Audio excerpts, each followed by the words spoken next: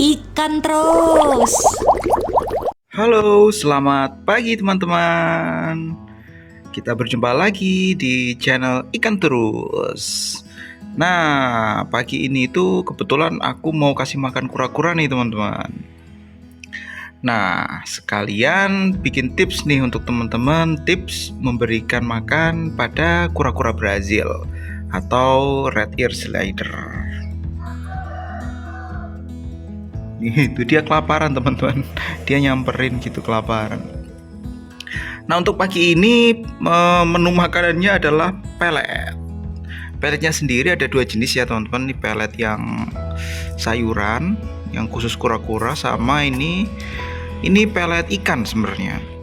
Ini pelet ikan yang bahan dasarnya terbuat dari seperti daging-dagingan ya, kayak udang dan sebagainya itu. Nah, sebenarnya aku juga menyediakan makan gapi, ikan gapi kecil gini.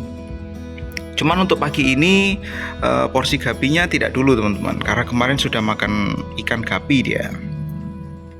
Untuk pemberian makan kalau aku pribadi ya, itu aku selalu seling-seling, jadi nggak melulu satu bahan gitu. Misalkan 3 hari itu pelet gitu. Nah, nanti 3 hari selanjutnya bisa sayuran, terus 3 hari selanjutnya bisa daging, seperti itu. Supaya kura-kura juga selain tidak bosan, dia mendapatkan nilai gizi yang optimal seperti itu. Karena dia ini pemakan yang ragus teman. Jadi soal makanan, wah, pokoknya dia ini suka ngabisin makan lah. Nah, sekedar informasi untuk teman-teman, barangkali yang belum tahu. Nah, untuk makanan-makanan yang bergizi atau berprotein tinggi itu teman-teman bisa menggunakan daging seperti siput atau cacing tanah, udang kering seperti itu ya, ikan gapi ya, kayak aku biasanya tuh ikan gapi, apa aja ya, ulat, kecebong bisa seperti itu. Nah, kalau kura-kuranya masih kecil ya, kalian harus potong daging-daging itu kecil-kecil supaya muat di mulutnya ya. Kemudian untuk sayuran tuh gampang, ada sawi seperti itu, ada selada air, pakcoy, seperti itulah. Sayur-sayur yang memang mudah kok ditemui. Kemudian dia juga biasanya ngemilin tanaman air teman-teman. Dia juga suka makanin tanaman air. Karena pernah waktu wadahnya ini aku kasih tanaman air seperti azolla, seperti duckweed, dimakan sama dia. Berarti dia memang mau makan itu gitu. Eceng gondok juga dia pernah makanin daunnya eceng gondok itu. Seperti itu. Untuk sayuran keras bisa teman-teman pakai wortel bisa, soalnya pernah aku kasih makan wortel juga dia mau. Tapi dengan catatan ya harus dipotong agak kecil-kecil ya teman-teman. Kemudian kalau bisa sih, ini kan kura-kura air ya, kalau bisa hindari memberikan makanan yang mengandung air yang tinggi seperti timun, kemudian apalagi tuh, seledri selada ya, daun selada, terus gubis gitu ya, karena kan itu gizinya rendah, terus mudah mengkontaminasi airnya dia ini, airnya wadah kura-kura ini, sehingga airnya ini akan menjadi cepat rusak, kualitasnya cepat menurun. Nanti si kura-kuranya sakit atau bisa jadi berjamur, seperti itu teman-teman.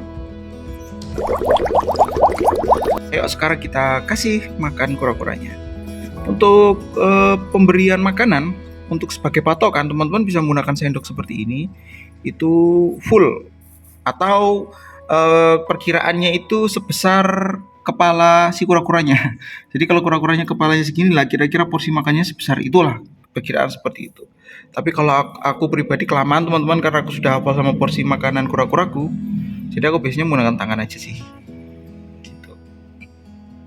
Hai, sini ayo makan. Oh ya, mereka ini ada namanya teman-teman. Yang ngasih nama itu anakku, Anka yang ngasih nama. Namanya itu Kui sama Ako. Yang besar ini Kui, yang satunya sana itu namanya Ako. Gitu. Nah, untuk pelet sendiri memang aku ngasihnya 2 jenis seperti ini. Karena ini peletnya bahannya beda-beda. Ya. Yang satu bahan-bahan daging-daging, yang satu sayuran, seperti itu. Dah segini. Nah, kalau aku sendiri sehari itu akan aku kasih makan 2 kali gitu. Dan tips untuk teman-teman yang memelihara yang memelihara kura-kura kecil, ini dulu juga kecil teman-teman. Itu kalau bisa kasih makan sesering mungkin ya teman-teman. Dengan porsi yang kecil, porsi kecil tapi sesering mungkin sampai usianya kira-kira 6 bulan lah. Karena kura-kura kecil, kura-kura yang ukurannya masih sekoin ya koin 500 sampai 1000 itu pertumbuhannya cepat teman-teman. Jadi memang harus pemberian makanannya memang harus intens seperti itu. Nah, sekarang tips selanjutnya nih, tips lagi nih untuk pemberian makan. Untuk pemberian makan ini teman-teman, itu kalau bisa sih makanannya harus habis ya, harus dihabiskan sama si kura-kura. Karena jika tidak, itu akan mengkontaminasi airnya dia gitu loh. Nah, sebagai patokan gampang aja, nanti kalau makanannya sudah 30 menit, tetapi tersisa, ada yang sisa, sebaiknya sama teman-teman makanannya diambil aja ya, supaya tidak mengontaminasi airnya ini gitu. Nah, ada juga beberapa sebagian orang itu memberikan makannya itu di wadah yang berbeda. Jadi kura-kuranya diambil, ditaruh di wadah yang berbeda untuk makan, karena supaya tidak mengkontaminasi airnya. Juga ini ya, nggak usah repot-repot nanti kalau ada sisa kita harus ngambilin sisa makanannya itu. Jadi memang sebagian orang melakukannya seperti itu. Untuk teman-teman terserah mau kayak aku yang langsung seperti ini atau dikasih makan di wadah yang terpisah juga sama aja sih. Nah, tips selanjutnya ini kalau kura-kura jenis air, sebaiknya beri makan dia di air seperti ini teman-teman. Karena kura-kura air memang dia sukanya makan di air. Kemudian kalau teman-teman sediakan lampu seperti itu, ini ya, ini kan aku pakai lampu ya, itu nyalakan lampunya teman-teman. Karena dengan kondisi lampu menyala ya, dia itu pencernaannya lebih bagus gitu loh untuk mencerna makanan gitu teman-teman. Oke, supaya durasi tidak panjang-panjang, mungkin demikian saja ya video yang bisa aku berikan kepada teman-teman. Semoga ini juga bisa bermanfaat ya untuk teman-teman. Kalau teman-teman suka, teman-teman bisa klik like.